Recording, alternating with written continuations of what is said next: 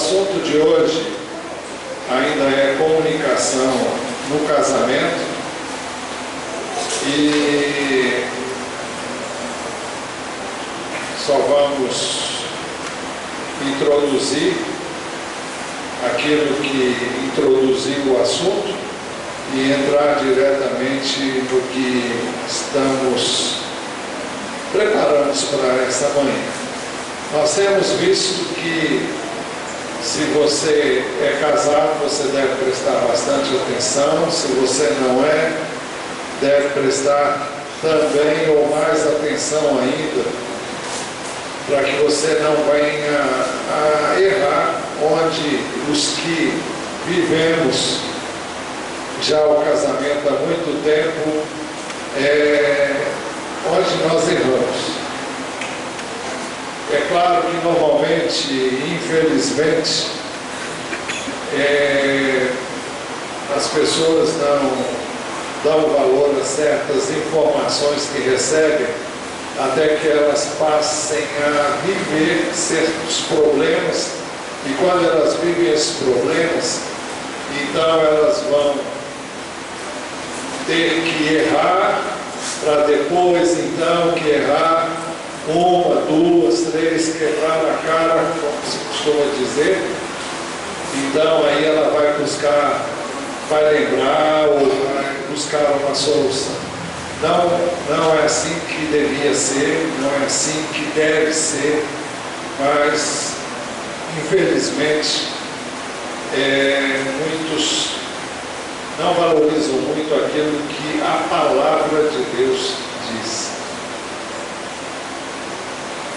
Nós já vimos que o homem tem a responsabilidade de liderar, amar e sustentar a sua esposa com base nos textos que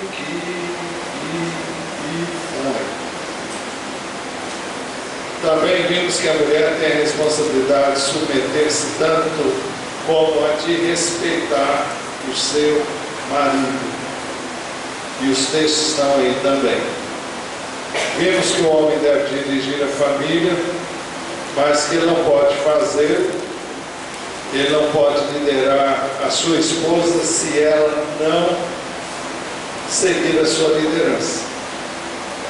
E aqui uma deixa: quando o marido não lidera, os filhos não aprendem a liderar, os homens. E quando as mulheres não se submetem, as filhas não aprendem a ser submissas. Isso implica que seus filhos terão sérios problemas quando se casarem. A maneira pela qual Deus desenvolve o amor no homem pela sua esposa, pela atitude de respeito da mulher pelo seu marido. E a razão pela qual Deus deseja que a mulher respeite e se submeta ao marido é para que ela tenha paz de espírito em sua vida. Paz, descanso. As mulheres hoje em dia são muito estressadas, porque elas têm um peso, e não fica murmurando aí não, que você está julgando que você não ouviu. As mulheres estão muito estressadas porque elas têm uma carga sobre elas que Deus não planejou que estivesse sobre elas. Jesus disse: vinde a mim todos que estão cansados e oprimidos, e eu vos aliviarei. Tomai sobre mim, porque o meu jugo é suave e o meu fardo é leve. Aliás, eu errei alguma coisa.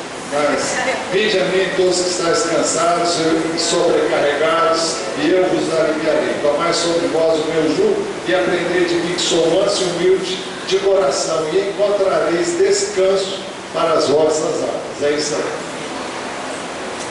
Bem,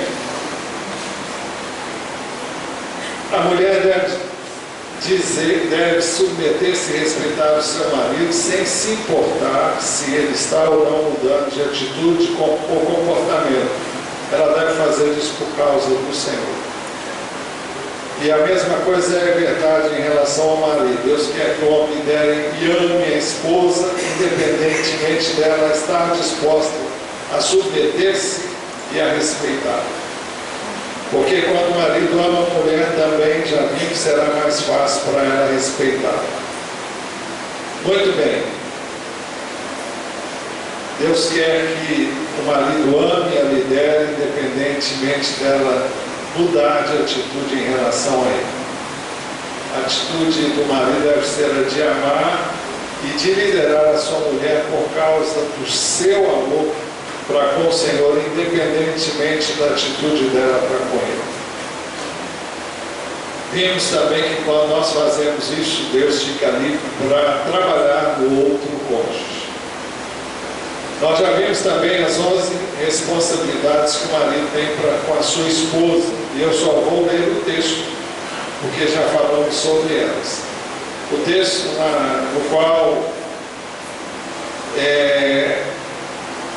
isso foi baseado está em 1 Pedro 3, 7 a 9. Do mesmo modo, vocês, maridos, sejam sábios no convívio com as suas mulheres. Tratem-nas com honra, como parte mais frágil e coerteiras do dom da graça da vida, de forma que não sejam interrompidas as suas orações. Quanto ao mais, tenham todos o mesmo modo de pensar, sejam compassivos, amem-se fraternalmente, sejam misericordiosos e humildes, não retribuam mal com mal, nem insulto com insulto, ao contrário, bendigam, pois para isso vocês foram chamados para receberem bênção por herança. Isso foi bem trabalhado durante sucessivas mensagens. Nós vamos ver hoje outros objetivos do marido para um bom relacionamento com a sua esposa. Basicamente, não vamos citar nenhum texto, porque os textos são os que nós acabamos de ler. Mas são objetivos que os maridos devem ter para terem um bom relacionamento com a sua esposa. O primeiro o marido deve reconhecer, reconheça a necessidade que ela tem de se sentir valorizada. Reconheça a necessidade que ela tem de se sentir valorizada. É por isso que nós devemos gastar tempo em nossas prioridades para que ela se sinta importante. Se você gastar tempo com ela, ela vai sentir que ela é importante. Se você não gastar tempo, ela vai achar que você está colocando ela assim em segundo plano. Segundo, dê valor às opiniões dela como você dá às suas próprias. Quem falou exatamente? Tá. Isso não quer dizer que você tem que fazer o que ela vai dizer. Mas você deve ouvir, é bom ouvir. A Bíblia diz que na multidão de conselheiros há o quê? Sabedoria. E a sua mulher não é multidão, mas é alguém que está andando com você, e vale a pena você ouvir, pensar, e não pense que você vai... Tudo que você vai fazer, ela vai dizer e você vai fazer. Não é bem assim. Mas é bom ouvir. É bom ouvir porque muitas coisas que ela vai dizer, como nós vimos, é um meio que Deus tem de dizer a você certas coisas que você nunca vai entender, a não ser através da sua mulher.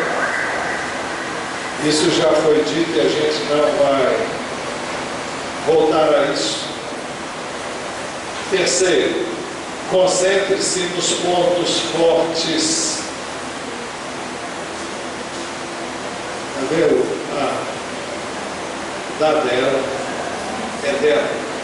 Concentre-se nos pontos fortes dela.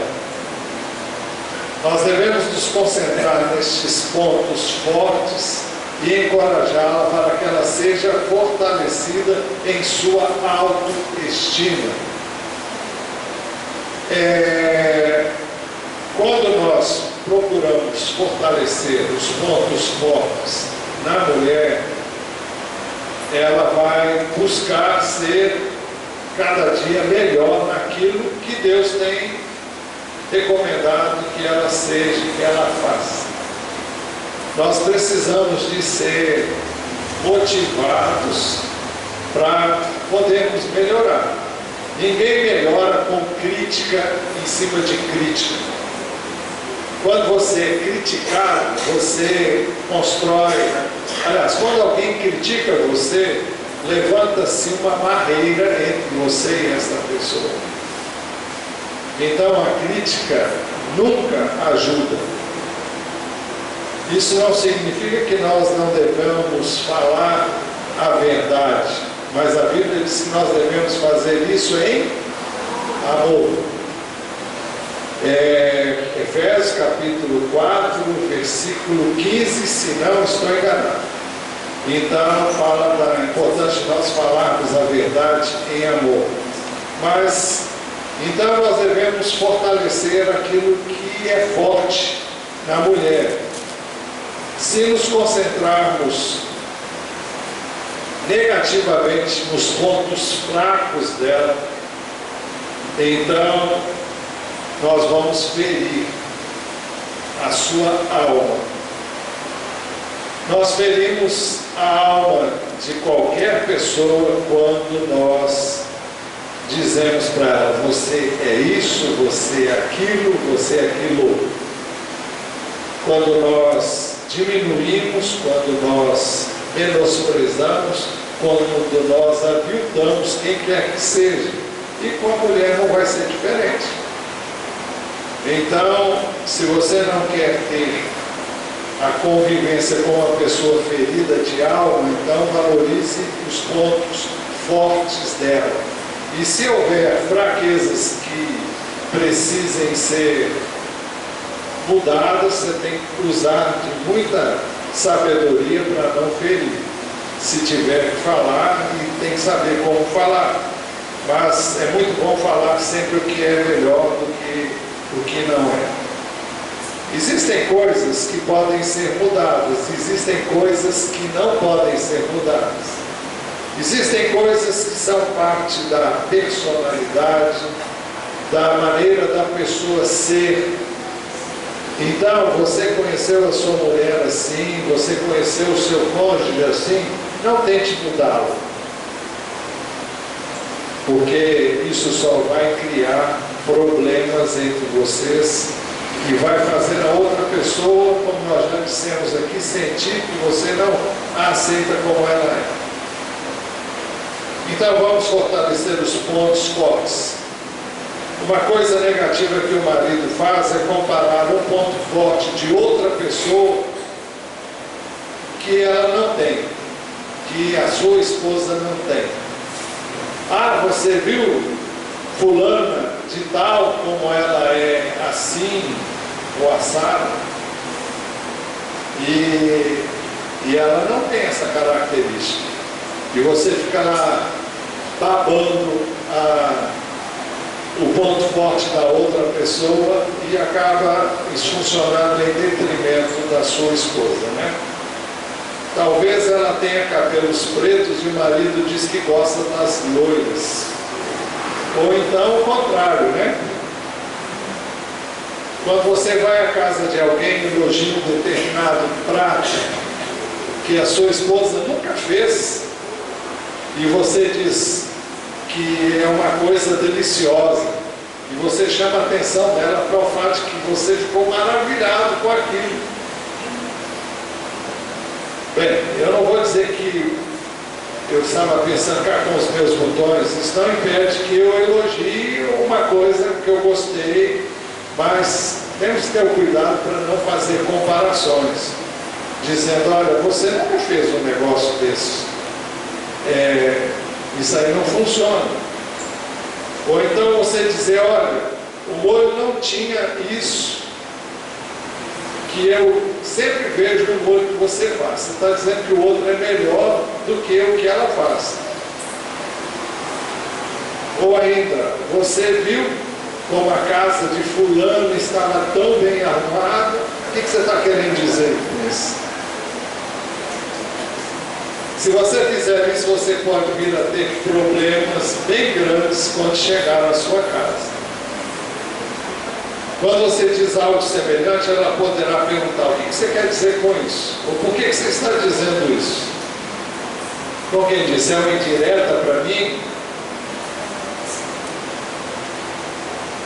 É muito importante que o marido se concentre nas coisas que a sua mulher faz bem feito e gosta de fazer. Se for necessário, você pode dizer: eu gosto muito quando você faz esse tipo de comida, ou quando você usa esse tempero. Ou você pode dizer: eu gosto da maneira como você arruma o seu cabelo. Então você pode concentrar-se nas coisas que ela sabe e gosta de fazer, e não nas que ela não gosta de fazer e não sabe fazer.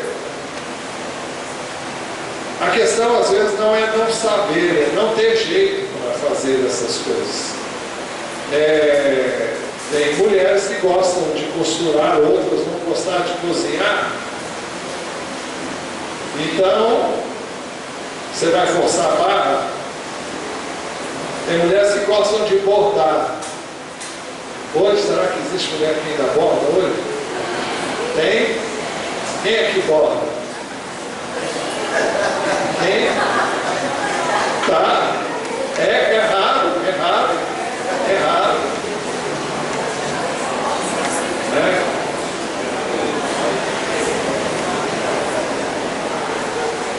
Então você deve concentrar-se nas coisas que ela gosta e sabe fazer e tem prazer em fazer. O problema é que nós temos em mente todas as coisas que nós gostaríamos que o nosso cônjuge fizesse, e não naquilo que Deus capacitou ela para fazer, o nosso cônjuge para fazer. E aqui uma deixa: a Bíblia nos ensina que a nossa expectativa deve estar no Senhor e não no nosso cônjuge. Há pessoas que, quando se casam, elas pensam que vai ser o céu na terra por causa do casamento. E elas colocam a sua expectativa, uma expectativa enorme no cônjuge. O cônjuge é igual a você, falho, limitado, cheio de fraquezas. Então, não espere nenhuma perfeição do seu cônjuge. A Bíblia ensina que a nossa expectativa em termos de perfeição nós vamos encontrá-la em Cristo, porque ela não existe em nós e não existirá jamais no nosso cônjuge. É muito perigoso as pessoas fazerem do casamento algo assim, como se fosse uma tábua de salvação. Vai ser fria, gelada para você, se você colocar tanta expectativa. Você imagina um príncipe encantado, você imagina uma princesa. Bom, eu não tenho nenhuma queixa da minha mulher, acho ela ótima, excelente.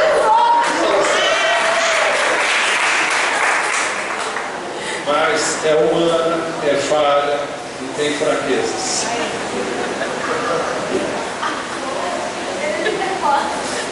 É verdade. Ela sabe o que eu penso dela. E eu não tenho nenhum problema nessa área. Por isso, quando o nosso cônjuge faz coisas que apreciamos, então vamos nos concentrar nessas coisas. Assim nós teremos um espírito de apreciação pelas coisas que ela faz bem e gosta de fazer, e não falar o que ela não faz. Em quarto lugar, Trate-a como alguém que é igual a você e não como se você fosse o seu conselheiro. Aqui está faltando um negócio. Então, trate-a como alguém que é igual a você e não como se você fosse o seu conselheiro. Você pode se comunicar com ela, conversar com ela, trocar ideias, conceitos, compartilhar fatos do seu dia a dia e os anseios e necessidades. Mas nunca passe a ideia de que você é o seu conselheiro ou que você pode ser o seu conselheiro. Jacó disse que cada vez que ele quis dar um conselho para sua esposa, ela lhe disse: olha, você pode aconselhar outras pessoas, mas não me venha aconselhar. Eu fiquei meio assustado com a declaração dessa, mas ele disse que isso acontecia porque sempre que ele ia falar com ela, ele tinha uma atitude ruim. Ele não disse qual era a atitude. Então a gente fica sem saber qual era essa atitude que levava a sua mulher a ter essa reação contrária a qualquer tipo de conselho. Então você pode compartilhar, mas não queira ser o instrutor dela. Quinto, dê bastante tempo a ela para que ela possa expressar suas ideias.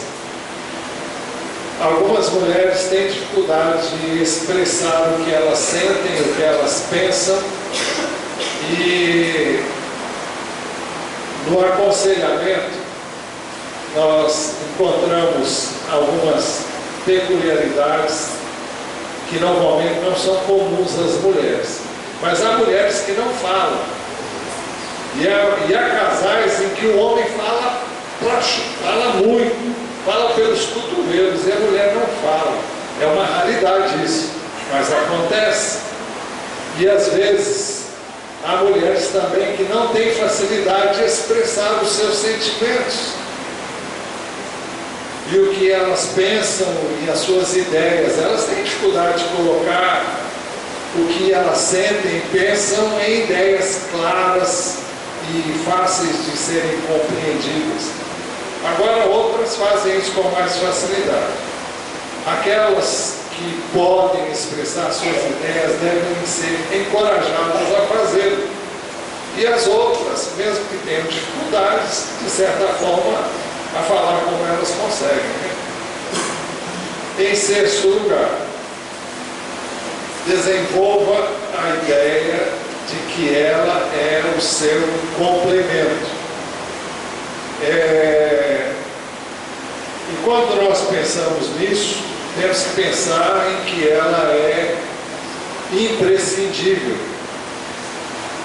Não no sentido em que nós vemos Deus, porque ela jamais será como Ele, mas no sentido de que ela é o nosso complemento, e ela é importante, ela completa o marido, ela faz sentido ao casamento, que não tem sentido sem ela, né? E eu estava me lembrando de um texto que nós já citamos na mensagem anterior, que aqui nós temos na linguagem de Salmos e Provérbios vivos. É Provérbios 31, 28 a 29. Lá diz assim: seus filhos, em relação à mulher, que é mãe e é esposa, seus filhos a bendizem, mas o texto diz assim: muito mais o seu marido, ele a louva, ou seja, ele elogia com estas palavras: há muitas mulheres ótimas ou excelentes neste mundo, mas você é a melhor de todas elas.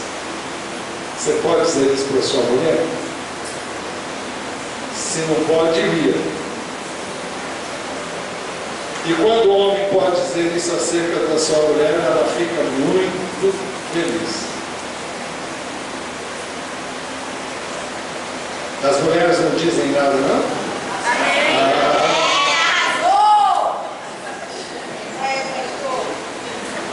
Em sétimo lugar, gaste tempo com aquilo que ela acha que é importante, olhando a vida do seu ponto de vista.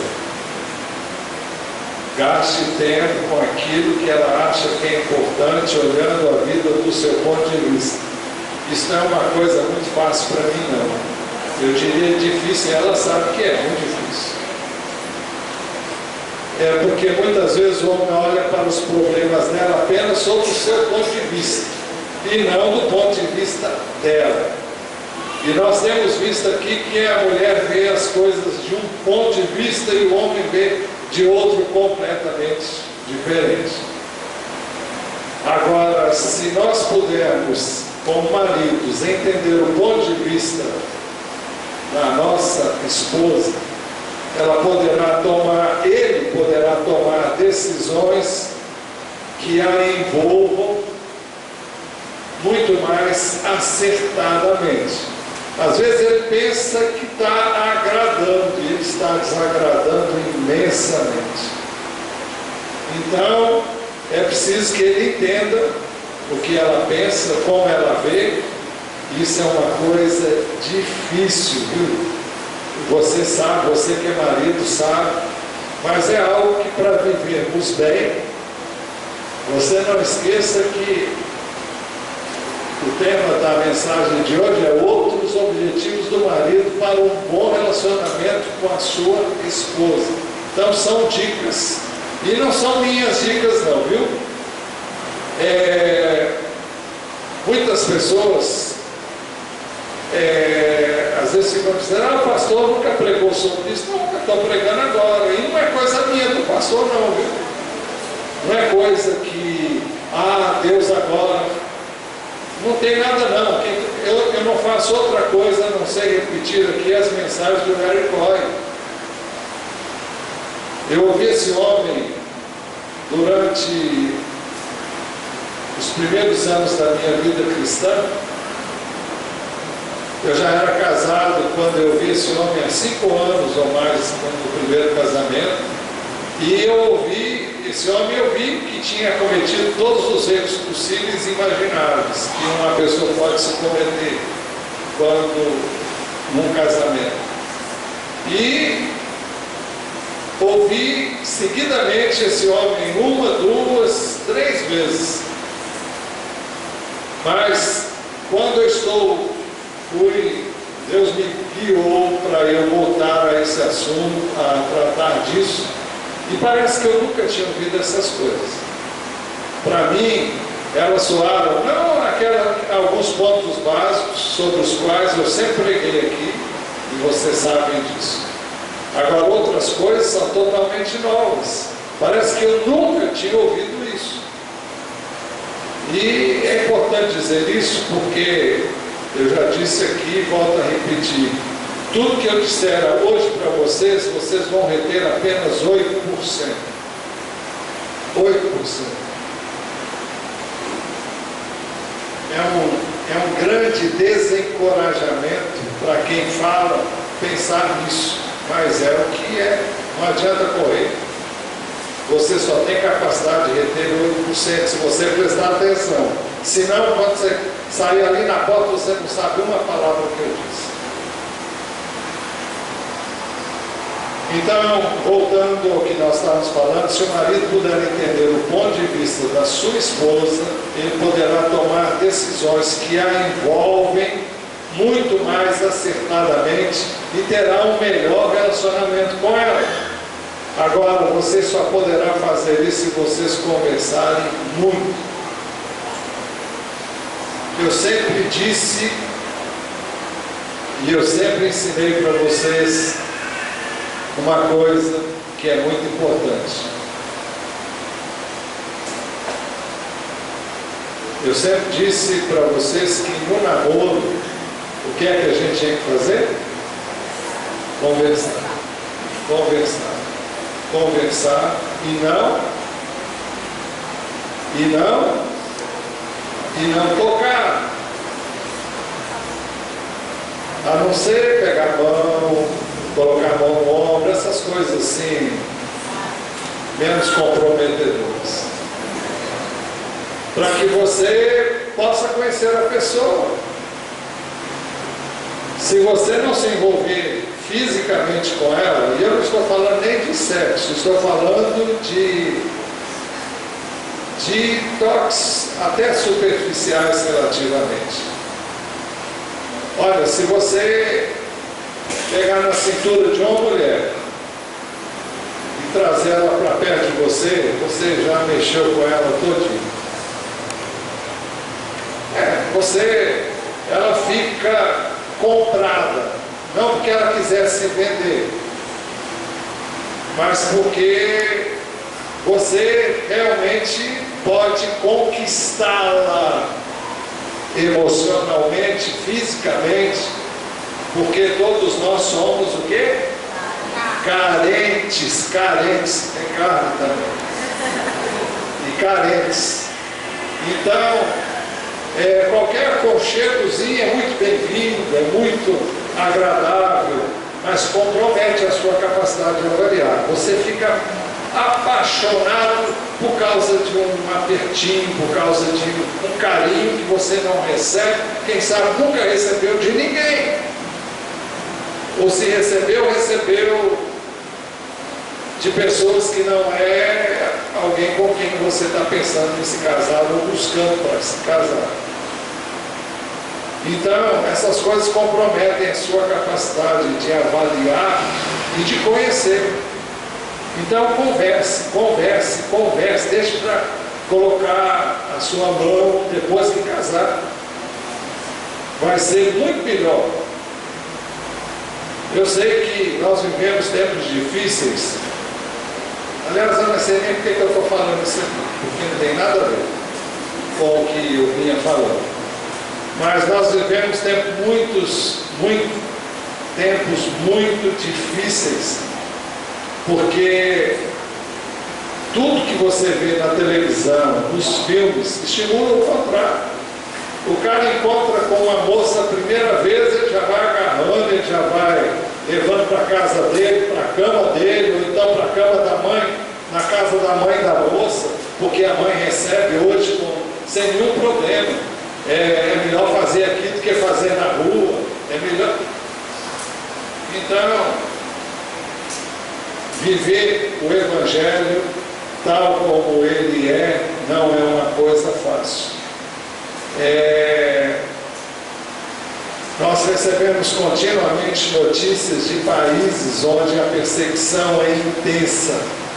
Pessoas que confessam sua fé em Jesus correm risco de morrer o dia todo. Muçulmanos que se convertem a Cristo são expulsos da família, são perseguidos às vezes até a morte. E tem que mudar muitas vezes de país, do país onde ele sai do país onde ele nasceu, para viver em outro lugar, porque a família vai persegui-lo até a morte. Agora, hoje nós temos uma perseguição muito mais subreptícia, muito mais camuflada, vem na forma de N coisas que nós temos e podemos fazer, mas que nos desviam de uma vida de santidade, de uma vida com Deus, de uma vida que realmente nos leve a viver o Evangelho tal qual ele foi planejado para nós vivermos. Então, eu creio que o nosso tipo de perseguição, o inimigo arma para nós diferente do que arma lá. Então, aqui a coisa é assim, meio velada, meio camuflada, mas você é muito mais tentado aqui do que no país onde as pessoas sofrem por amor a Cristo. Sofrem fisicamente, sofrem rejeição, sofrem perseguição, as mais variadas. Mas isso aí já saiu fora e a gente volta aqui para cá. Então você precisa ter tempo para conversar. E você vai descobrir que por mais que você gaste tempo, ela sempre vai achar que você precisa dar mais tempo para ela. Então, é importante que você dê tempo, que você converse. E é porque você também precisa disso. Muitas vezes tem acontecido na nossa relação conjugal, que depois de um dia cheio de coisas, quando a gente vai deitar, não dá vontade de dormir. É a hora que a gente tem para conversar. E se for conversar como a gente tem vontade de conversar, a gente para a noite adentro. Não é para brigar e conversar, discutir, não, é para conversar. Então, eu sei que eu sou devedor a ela muito nessa área. Em nono lugar, estabeleça alvos e objetivos quanto à disciplina dos filhos. O marido deve encontrar o tempo necessário para estudar com a sua esposa as mudanças que devem ser feitas quanto à disciplina dos filhos. Convém dizer, o marido é o principal responsável pelo ensino e pela disciplina dos filhos. Mas isso precisa ser tratado pelos dois. Depois disso, então, executado também pelos dois.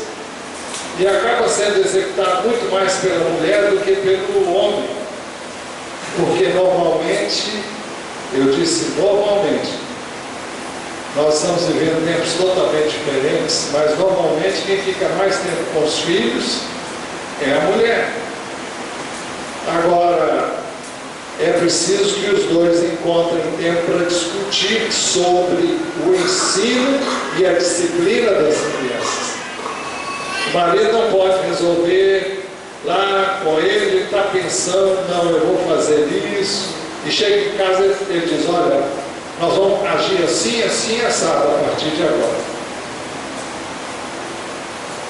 Como é que ela vai ver isso? Foi você que pensou, você gastou horas e horas pensando em como fazer isso. E você sabe o que você vai fazer, mas você não discutiu isso com ela.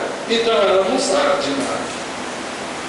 E se você não gastar tempo para conversar com ela sobre o que você disse, ela vai ficar totalmente insegura quanto à aplicação dos princípios que você quer estabelecer e atitudes que você quer tomar em relação à disciplina, ao ensino e à disciplina das crianças. Então, não basta você dizer, olha, nós vamos mudar isso ou aquilo. Ela não vai se sentir segura se você não conversar com ela e não vai aceitá-las tão facilmente. Aí ela vai querer discutir com você.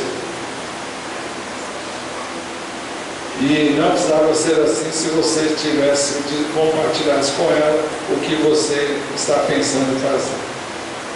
Em 10º lugar, tem uma disciplina interior e exterior em relação à sua esposa. A mulher é muito sensível em relação à honestidade e pureza moral do marido. E a sua admiração para o marido, para com o marido, diminui consideravelmente quando ele não tem domínio próprio. O que significa isso? Marido tem que ter um comportamento coerente com a de marido. Marido não paquera. Marido não olha para as mulheres. Bom, olhar, ele tem que olhar. Não tem como olhar. Mas uma coisa é você olhar quando você olha para as pessoas. Alguém já disse que você pode olhar uma vez, não pode olhar duas. Se você olhou, gostou do que se viu e você fica de olho, aí o negócio está errado. Não é muito legal, em lugar nenhum, você comportar-se como um homem solteiro, se você é casado. Se você é casado, você tem que comportar como um homem casado. Você não tem mais as certas liberdades que você tinha, se é que depende, tem muitas liberdades, né? Você tem, como solteiro, você tem liberdade de se aproximar e conversar com qualquer pessoa, dar papo e brincar à vontade, enfim. E normalmente quando um homem se aproxima de uma mulher e começa a dar muita corda para ela, ela pensa o quê?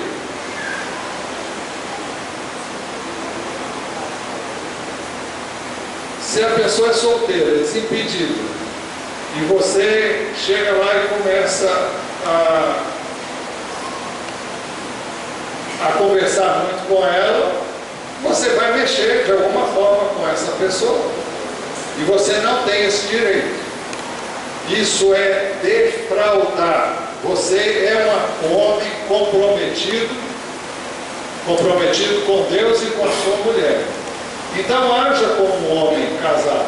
Pode conversar, pode estar com as pessoas, mas tem um comportamento coerente. Eu não estou dizendo que você não vai conversar com nenhuma mulher, não é isso não. Se fosse assim, estava frito, porque o pastor conversa com um monte de mulher. Mas a questão é você ter liberdades de determinadas liberdades que não têm coerência. Tem homem que não sabe conversar sem pecar.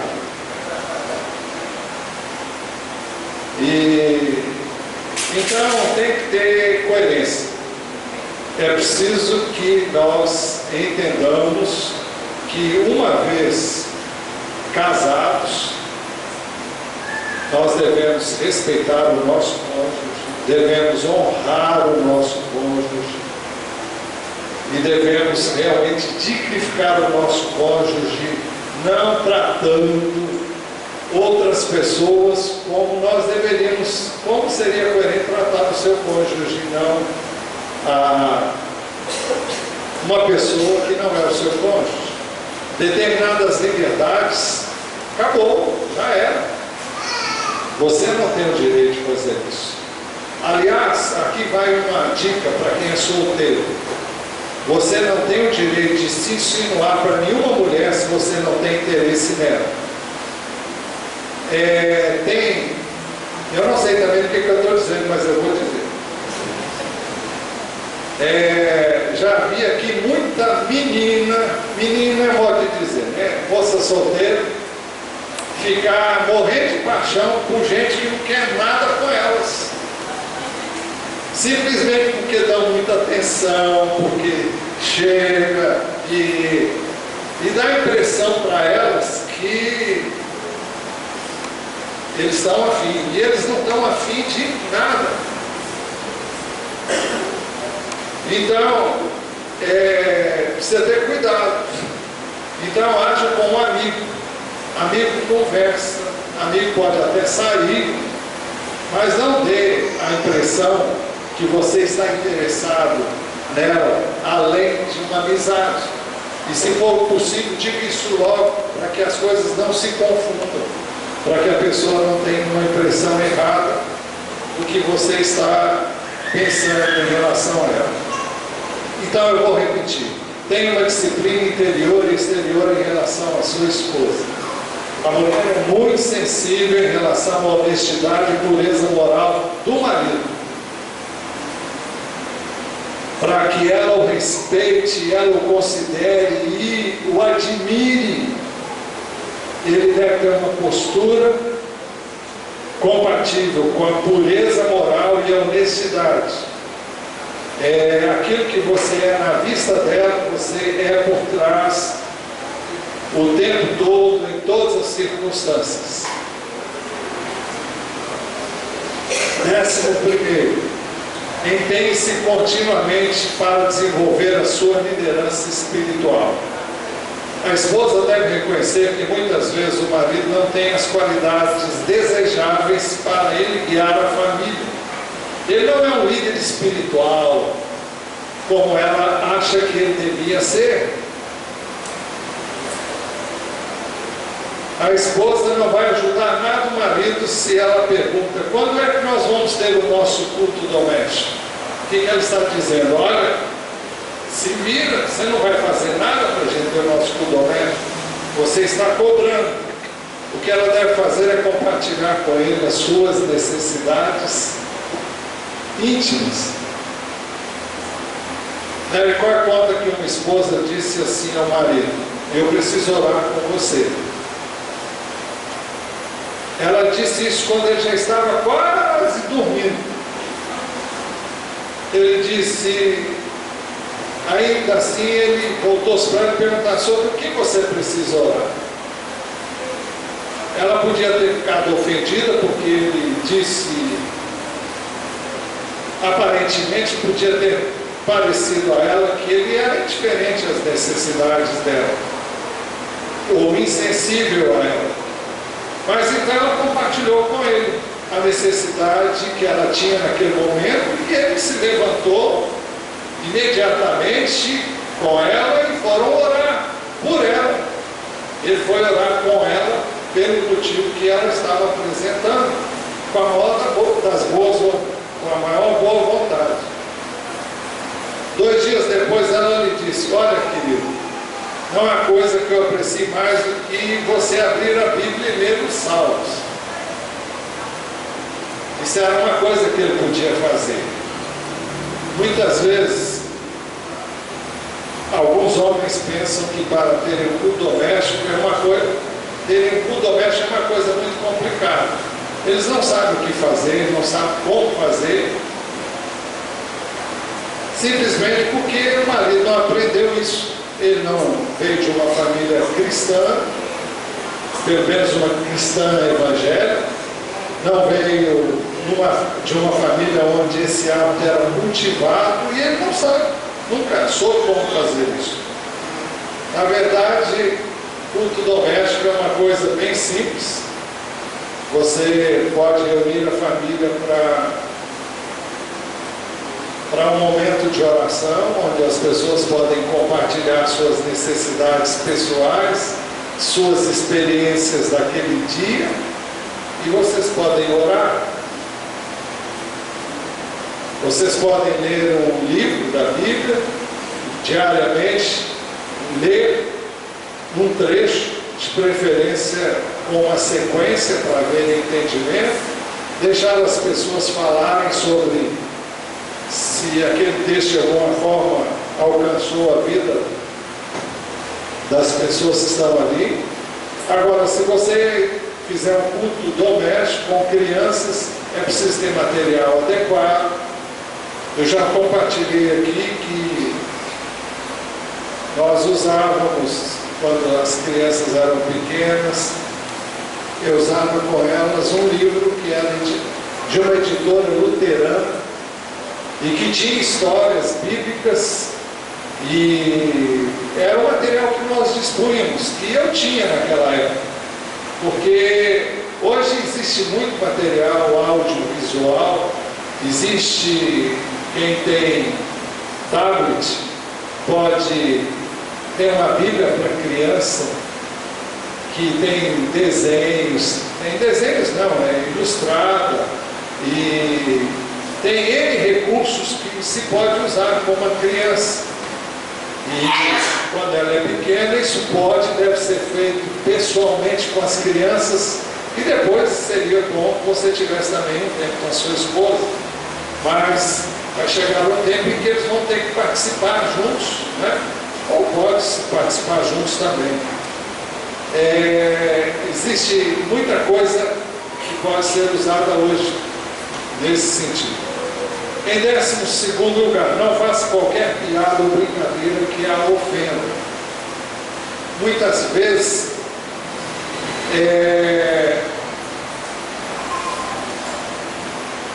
o marido faz brincadeiras ou declarações diante de outros que ferem a esposa. Ele faz isso muitas vezes com um propósito não muito dito. É o propósito de mudar. Fica julgando verde para colher maduro. Jericó diz o seguinte: se nós estivermos numa reunião e uma mulher disser, o que você acha que do homem que faz isso, aquilo e aquilo outro? Você já ouviu isso alguma vez? Eu já ouvi. Você está numa reunião e a mulher quer cutucar o marido dela com vara curta. Então ela pergunta: fulano, o que é que você acha de um marido que faz isso com a sua mulher?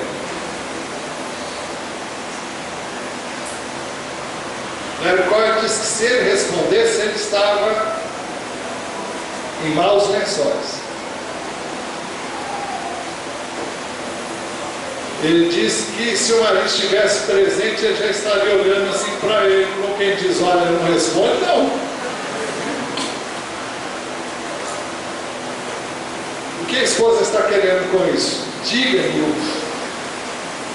o que ele tem que mudar, ou como ele pode mudar sua maneira de ser. Ela está querendo forçar uma barra, levá-lo a se conscientizar que ele precisa mudar. Jericoia diz que se acontecesse isso com ele, ele ia dizer simplesmente: ore por ele. E ele não ia se meter nisso de jeito nenhum. Aqui no caso nós estamos falando de objetivos do homem em relação à sua mulher. E estamos falando de coisas que o homem deve evitar dizer para a mulher. Mas o exemplo que ele citou, no caso, foi o exemplo de uma mulher falando acerca do homem. Eu não entendi porque ele usou justamente um exemplo desse, mas eu estou trazendo ele para vocês. Mas nunca deve julgar uma palavra, uma brincadeira que possa diminuir, que possa aviltar, que possa jogar para baixo a sua esposa. A sua esposa, o tempo todo em casa e na rua, ou em qualquer reunião, se você falar, fale bem. Agora, você não tem que falar mentira. Eu não preciso mentir com relação à minha esposa, e tudo que eu falo daqui é verdade. Agora, então, você não precisa expor. E se você não puder enaltecê-la, então fique de boca fechada. É melhor você não falar nada do que falar algo que vai feri-la e comprometê-la diante das outras pessoas.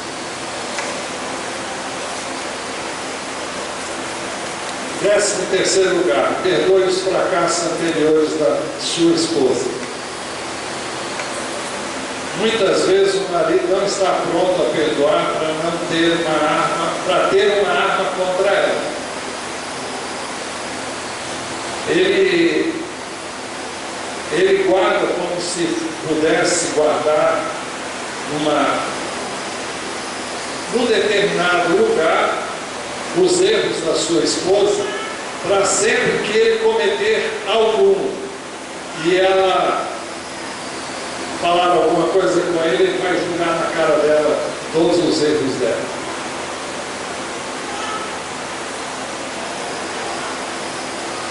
As pessoas que vivem julgando no rosto os erros do passado do seu cônjuge, elas demonstram que nunca, de fato, perdoaram o seu cônjuge. Uma das coisas mais importantes que nós temos que entender é que Jesus nos perdoou. Jesus nos amou quando nós ainda éramos pecadores. Ele não nos amou porque éramos as melhores pessoas. E é esse tipo de amor que o Senhor recomenda que eu e você tenhamos para com o nosso cônjuge. Nós não temos que amar o nosso cônjuge porque ele é perfeito. O amor que o marido deve à mulher é o amor que Jesus tem para com a igreja. É um amor incondicional. É um amor que não depende do procedimento dela. Então não fique julgando na cara os fracassos anteriores. Antes, perdoe. E lembre que você já fracassou muitas vezes, lembre-se que você errou muitas vezes e o Senhor te perdoou. Então você tem que perdoar quantas vezes for necessário, quanto forem necessárias. Em 14º lugar, admita com sinceridade que você errou quando isso acontecer, quando você errar. Não importa quanto tempo o erro foi cometido, no momento que você descobrir que você errou, então vamos corrigir o erro, vamos pedir perdão, vamos endireitar as coisas e vamos admitir, olha, eu errei mesmo. Não tente explicar os seus erros, admita, confesse, peça perdão e vai em frente. 5º e último ponto. Define e esclareça as responsabilidades básicas da sua esposa.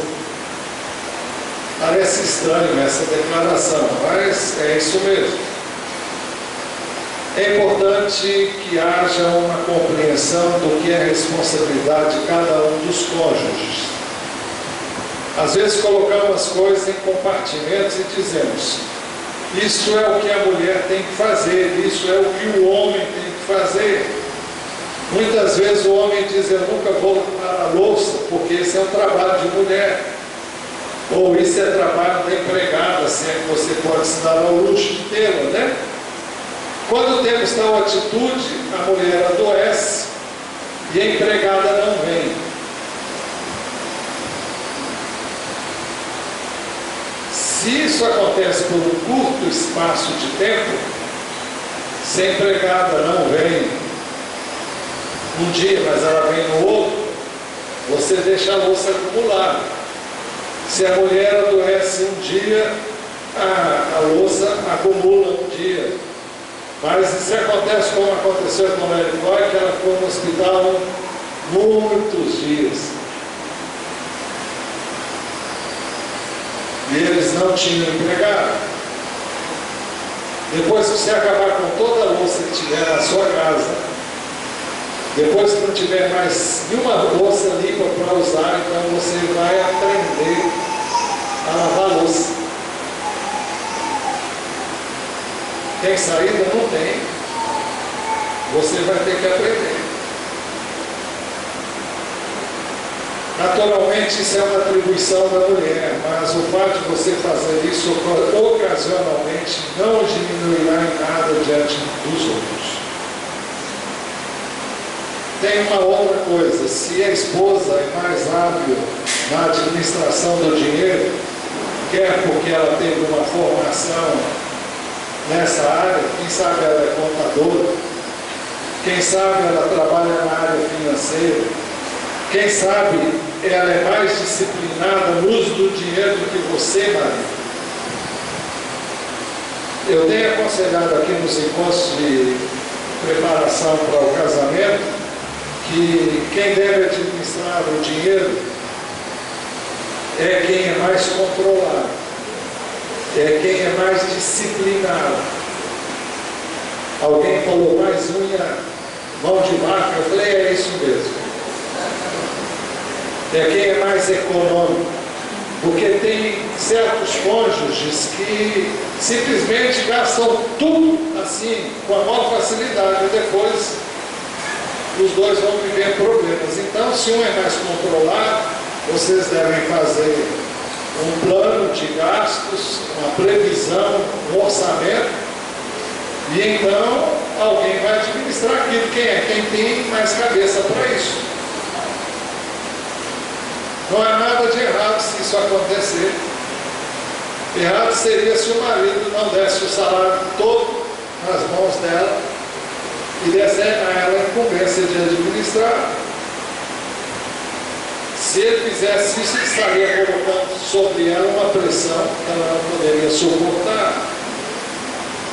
A esposa não pode sentir pressão por falta de dinheiro, porque a responsabilidade do marido é providenciar esses recursos. Se não providencia o necessário para ela, então ele deve assumir o controle da área financeira. Mas eu creio que na maior parte dos casos é o marido que cuida das finanças. Ele diz que ele cuidava ou cuida dessa área porque a sua esposa não gostava nem um pouco dessa área. Todavia, em muitos casos haverá exceções, isso deve ser feito de comum acordo para que cada um saiba qual é a atribuição de cada um. Às vezes a mulher procura assumir responsabilidade que não é sua, mas do marido. Ela diz que conheceu uma mulher que ficava muito irritada porque quando ela ficou grávida, o marido não cortava grama, porque era ela que fazia isso antes de engravidar-se. Ela então tinha que cortar a grama e carregar as folhas que caíam das árvores. E ele chama a nossa atenção para o fato de que nos Estados Unidos, no inverno, todas as folhas das árvores caem. Então, quem tem casas, como a gente muitas vezes vê, casas com grandes jardins e tem quintal, então é preciso limpar o terreno. Isso se constitui um trabalho pesado. Lerner diz que se você... Lerner então aconselhou para essa mulher: se o seu marido diz que cuidaria do quintal, do jardim, então deixe que o lixo acumule. Se a grama ficar mais alta do que a casa, ele vai acabar percebendo. E depois, quando ele tiver que cortar, ele vai ver como é difícil cortar a grama, quanto mais alta ela estiver. Mas ela estava muito preocupada com o que os vizinhos podiam pensar. Mas em vez disso, ela devia deixar Deus chamar a atenção do seu marido para o trabalho que ele devia fazer. Olha, o seu marido não vai fazer o que ele tem que fazer se você fizer para ele. Tem muitas mulheres que querem que o marido assuma a liderança, mas elas não deixam isso acontecer. Deixa a casa cair, deixa a conta não ser paga, deixa ele sofrer todas as pressões daquilo que é responsabilidade dele e ele não fez. Até que ele assuma a responsabilidade, que é a responsabilidade dele. No momento em que a mulher, o marido não faz, ela vai lá e faz, ele não vai fazer nunca, porque sabe que ela vai fazer. E para ele é muito mais cômodo vê-la fazendo todas as coisas do que ele fazer. Essa é a razão pela qual muitos maridos não exercem a sua liderança. É porque a mulher faz aquilo que ele não gosta muito de fazer. Então nós vamos agora desafiar cada homem aqui a examinar cuidadosamente esses objetivos. Nós precisamos de homens que se levantem e tomem uma posição que represente algo para Deus. Algumas coisas que foram faladas talvez não sejam as que ocorrem na sua casa. Nem sempre essa é a maneira como alguns homens fazem as coisas. Quando nós não atentamos para esses objetivos, nós vamos ter lares e casamentos infelizes por causa dessas pequenas coisinhas que não foram consideradas. Nós vamos deixando essas coisas passar, não damos atenção a elas, e elas vão desgastando o casamento e vão tornando o casamento, muitas vezes, uma coisa muito difícil de suportar. É por isso que eu e você pertencemos a Deus. Nós somos propriedade de Deus. E Deus quer que nós sejamos homens segundo o seu padrão. Precisamos decidir se vamos nos preocupar então com o que os outros pensam ou com o que Deus pensa a nosso respeito. Esse mundo não vai se voltar para Cristo, a menos que veja em nós uma maneira melhor de viver. É preciso que o mundo veja que é possível ter casamentos bem-sucedidos. Nós já dissemos aqui que é possível ter casamento bem-sucedido se nós vivemos os padrões estabelecidos por Deus para o casamento. Se nós vivermos os princípios de Deus estabelecidos para o casamento. Jesus tem nos chamado a viver de uma maneira diferente da que o mundo vive. Mas se nós dissermos que somos crentes e continuarmos vivendo como sempre vivemos, então não vai haver nenhuma razão para as outras pessoas sentirem o desejo de crer no que nós cremos, de buscar o Senhor que nós buscamos. Não haverá convicção trazida às pessoas sobre a necessidade de mudarem de vida, se a sua vida é igual a deles. O Senhor sabe que seremos perseguidos por fazermos as coisas certas. A Bíblia diz que todos quantos quiserem viver piedosamente em Cristo serão perseguidos. E a perseguição não é como essa que nós falamos só em países muçulmanos, ou hinduístas, ou budistas. Esse tipo de pressão que a sociedade exerce sobre nós hoje. Talvez, para agirmos como manda a Bíblia, as pessoas zombem de nós, mas é dessa forma que o Espírito Santo irá operar na vida de outras pessoas.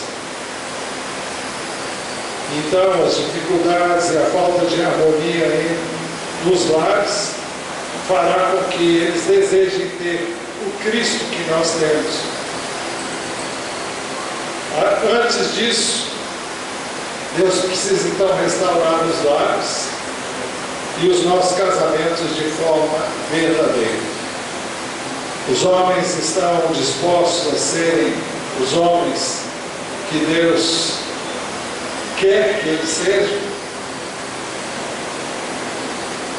Então vamos orar. Eu vou pedir que você ore.